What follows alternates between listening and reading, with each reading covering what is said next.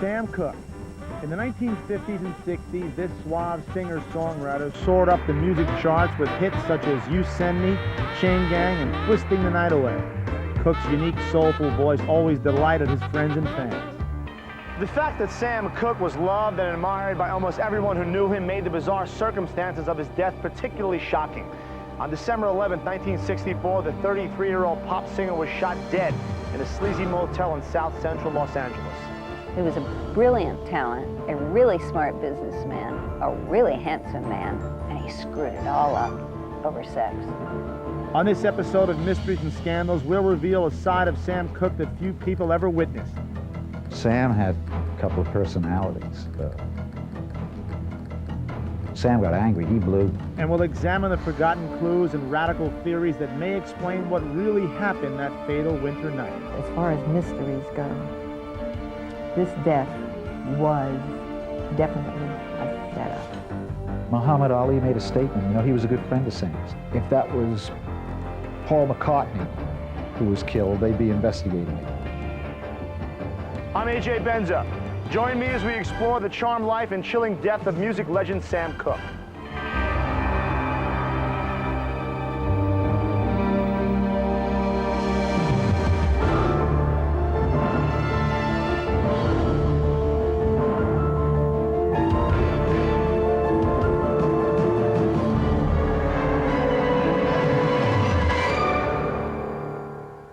In the early morning hours of December 11, 1964, officers with the LAPD arrived at a seedy $3 a night motel called the Hacienda.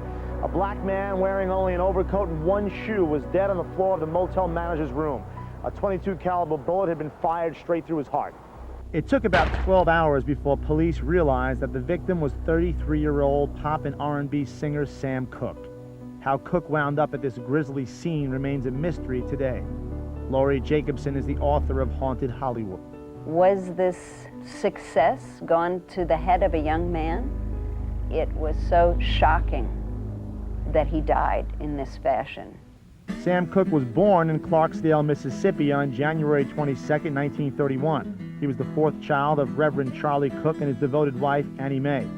During the Great Depression, the preacher moved his family north to Chicago, Illinois. Lee Bay is a writer for the Chicago Sun-Times. He comes up to the big city during the Great Migration, just like my parents did. My father was friends with Sam Cooke. They grew up together on the same block. Sam Cooke's manager, Jess Rand. Sam's family had tremendous religious roots, and I know he had this love for his father and mother and his family. As early as age 5, Sam was singing in the choir of his father's church. As a child, he could understand that with the power of his voice, that could have an effect on people. As a young man, Sam was a featured vocalist in several local gospel groups. In 1950, the 19-year-old singer became the star attraction of America's foremost gospel quartet, the Soul Stirrers. Singer Billy Vera. Part of what made him popular, which is ironic because he was singing in churches, was his sex appeal. So the Soul Stirrers started to notice that suddenly they get a lot of teenage girls and they were reacting in a way that was not exactly religious. Girls were screaming, swooning, and rushing to the front of the church to get close to Sam. In 1953, at least one fan caught the attention of 22-year-old Sam, a 23-year-old singer named Dolores Mohawk. Sam and Dolores dated just 1 month before they married. They were in love with each other, but they fought. The marriage eventually ended in divorce. Sam's career was much smoother than his personal life, and after 7 years with the Soul Stirrers, the talented 26-year-old left the gospel group and branched out into pop music. Larry Auerbach was Sam's agent. The first club he played was a club in Brooklyn, New York called the Elegant, which was a tryout area for a lot of performers, right next to a cemetery, I'll never forget. So if you died there, you didn't have too far to go. Luckily, Sam survived his solo debut, and in 1957 he released the hit single You Send Me. Renowned radio personality Casey Kasem remembers the tune's mass appeal. You Send Me sold 1,700,000 copies, and of course it still sells today. It was a legitimate smash, went to #1. Rock and roll historian Steve Probst. It was more than just a record, it was a phenomenon. You know, it was really sort of summed up the pop teen sound on vinyl. In 1958, the 27-year-old crooner joined host Steve Allen on his popular television variety show. We always tended to resist the booking of people who were just hot and not good. Really good, Sam, and I want sincerely to congratulate you on your hit recording, and I'm very pleased to be able to present you at this time with something I know that all performers like to have. It's a gold record commemorating the million record sale of your big hit, You Send Me, and here it is. Thank you, Steve, and I'd like to thank you. You Send Me was just the beginning. In the next 7 years, Cooke released dozens of hits, including Wonderful World, Another Saturday Night, and For Sentimental Reasons. He could lay these records down in one take with professionalism. It's just incredible. You heard one note on the radio, and you said, the Sam Cooke record. Although Sam's music was universally appreciated, Sam himself wasn't always accepted because of the color of his skin.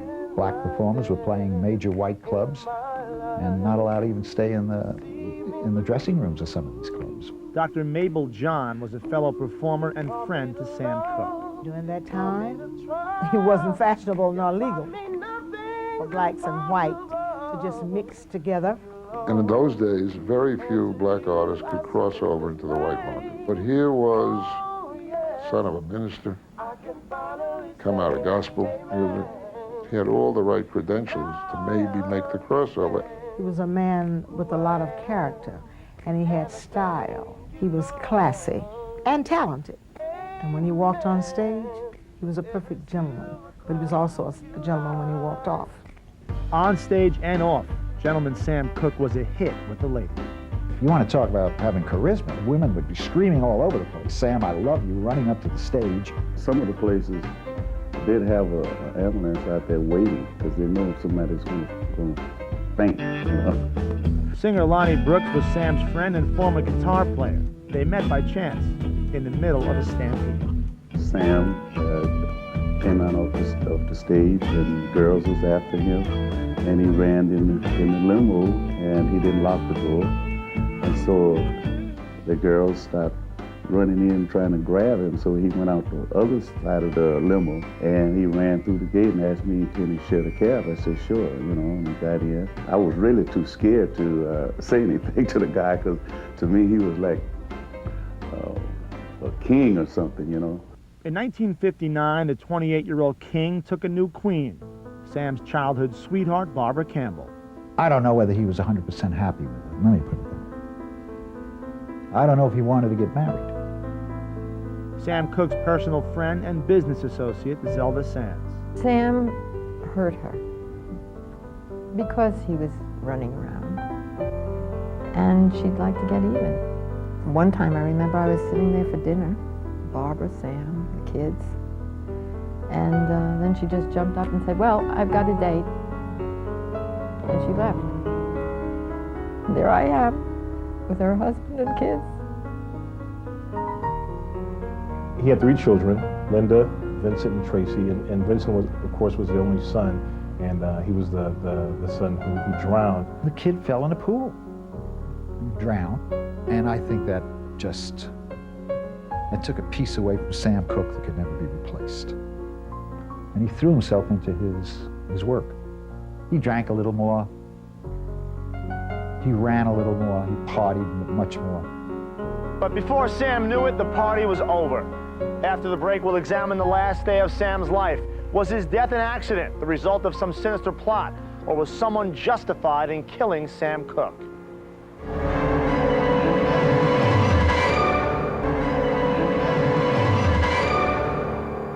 By the end of 1964, singer-songwriter Sam Cooke was the king of gospel, R&B, and pop music. 33-year-old Sam was rich, respected, and always ready for a good time. But in the wee hours of December 11, 1964, Sam's luck tragically failed him. Jess Rand saw Sam Cooke on December 10th, the day before his death. My office was in Beverly Hills, and he wanted to get a lot of his Christmas shopping done because he was going to be on the road. Rand cashed a check for Cooke in the amount of $5,000. He went down to Martoni's which was a big place in Hollywood where the whole record crew used to hang out. He sees some other friends in a booth near his, and there is a young woman sitting with these men, and he finds her attractive, and he goes over to say hello to his friends, and this young lady was introduced to him as Lisa Boyer. Sam takes a liking to Lisa, and he invites her to join him for the rest of the evening. Instead of Sam Cooke driving Lisa Boyer back to her hotel in Hollywood, he took her to the Hacienda Motel in not such a great neighborhood. At approximately 2:30 a.m. on December 11th, Sam Cooke and Lisa Boyer checked into the Hacienda Motel. The manager of the motel, Bertha Lee Franklin, later testified that she did not see Miss Boyer resist in any way. They go into the motel. She's there voluntarily. Then, think about this. He starts to get undressed. He goes to the bathroom. She runs out with his clothes, his pants, what have you. Runs to disappear someplace saying he wanted to rape her. What guy says, hey, bitch, you lay down on the bed. I'm going to the bathroom. I'm going to come back and rape you. You know? Stupid. But that was the story Lisa Boyer told the cops. From a phone booth up the street, she called the police and claimed that she'd been kidnapped. Meanwhile, Sam went looking for his date.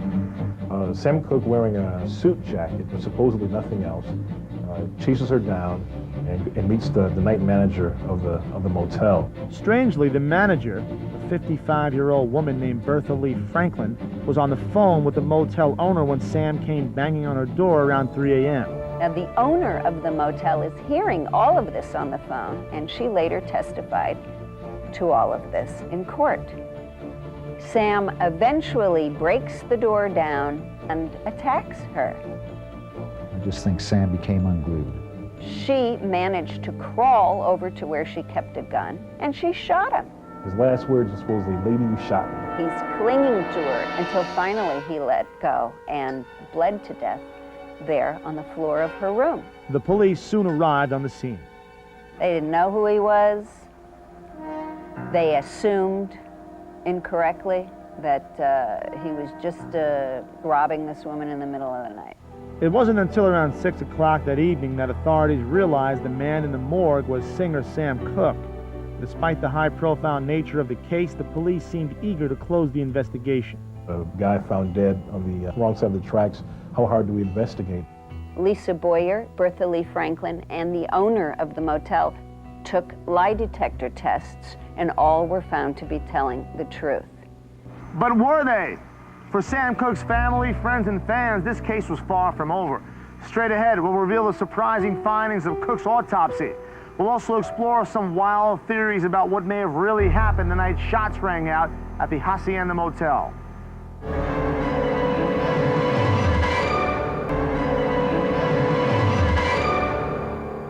During Sam Cooke's 8 short years as a pop star, 29 of his songs were top 40 hits. But in 1964, in one night, with one bullet, Sam's life was over and his image transformed. The bizarre circumstances of Cooke's death destroyed his reputation. The police report said that the 33-year-old singer was a potential rapist and that he'd attacked the 55-year-old woman who shot him in self-defense. Sam's friends, however, still challenged the details of that tragic night. I'll never believe the reason that they gave for him getting killed, and I was devastated. Sam Cooke didn't have to rape any woman.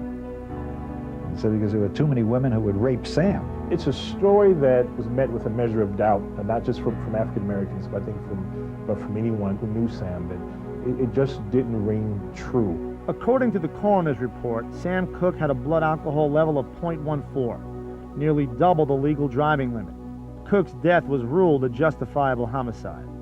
The coroner's inquest found the hotel manager not guilty of manslaughter, but it overlooks lots of details that were there. The autopsy also revealed that Sam had a 2-inch bump on the side of his head. The lump on the head was something more than you would get just by merely falling after being shot.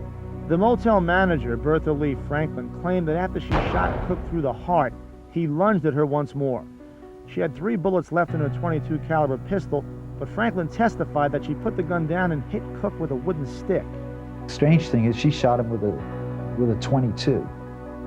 And she had a 32 registered to her name, not a 22. As far as mysteries go, this death was definitely a setup.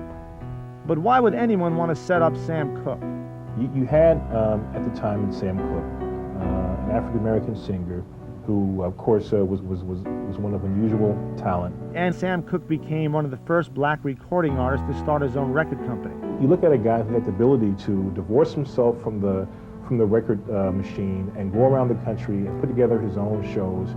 You can imagine that was a very terrifying thing to some people in 1964. Do you do something to pull the plug on this guy as a message to others? It leaves you with a distinct impression that there are some other forces at play here.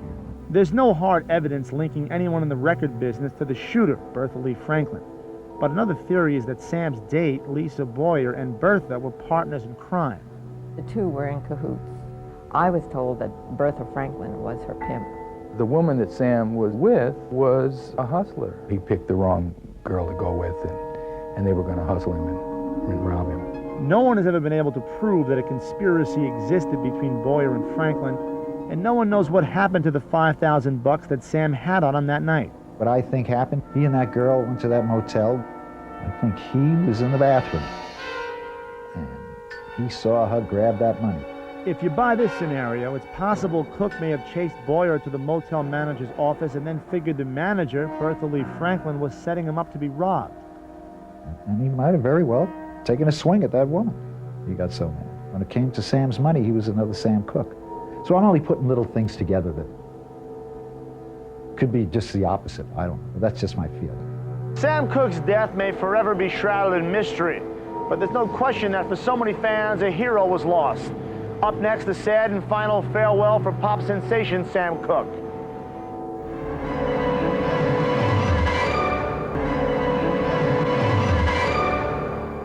When 33-year-old Sam Cooke was shot to death in 1964, the world lost a major musical talent. Family, friends, and fans gathered to pay tribute to the fallen idol. There are actually two funerals, one in Chicago and one in Los Angeles. The funeral in Chicago had 10,000 mourners. People lined up for maybe a mile. It made me feel so good to see that the people were coming out of respect to see him. But for those closest to Sam, his funeral buried the hope of ever finding out what really happened to him. It's one of those chapters in history that it's just unspeakably dark and frustrating that we'll never know the truth, and that people who do know the truth either won't speak or it's to their best ends not to speak. There's never been closure on this case. Maybe according to the law, justifiable homicide, but let me tell you, before God, there has never been closure on this case. Motel manager Bertha Lee Franklin died 18 months after Sam was killed. And Sam's date that night, Lisa Boyer, was involved in another shooting in 1979 and was found guilty of second-degree murder. Despite the sordid details surrounding Sam Cooke's death, the purity of his music still shines through. The songs, the compositions, the style, the delivery, the relaxed delivery, influenced pop music, black music, rhythm and blues, soul music for decades to come. Darnell Chavez of the R&B group Solo has been influenced by the musical stylings of his cousin Sam Cooke. Style of singing of Sam Cooke is basically his phrasing and the soulfulness that he gives when he delivers a song. The way he sang it was so unique and so individualistic that it appealed to everybody. I mean, it cut across all lines. Sam understood the power of music. When Sam wrote and recorded Change Gonna Come, I think that was his contribution towards the civil rights movement. Change is Gonna Come is a thinly veiled civil rights commentary. For a guy to write a song like this, it's just incredible, and it speaks to his genius. And I think because his death happened at a time when the nation was at least seen as a little bit more innocent, you get this sort of this bitter feeling of a stolen chance or missed opportunity. He was developing into a good performer. He had this boyish charm that everybody liked, and I think he would have stayed on top. If you want to gauge how big a star Sam Cooke was, in the few short years that he was singing popular music, he was one of the first 10 people put into the Rock and Roll Hall of Fame. Sam Cooke was a preacher's son with a taste for booze and bad girls, but he was also a loving father, a smart businessman, and a pioneer of civil rights. And the guy could carry a tune. I'm A.J. Benza. Join me the next time we take a stroll down the flip side of the Walk of Fame. Thought I was alone, thought I was in need. You've always been right there in my life to see me through. You taught me to love, you taught me to trust, you taught me nothing's impossible. To you, Lord, and to you I sing this praise. Oh yes, I can finally say amen. 'Cause now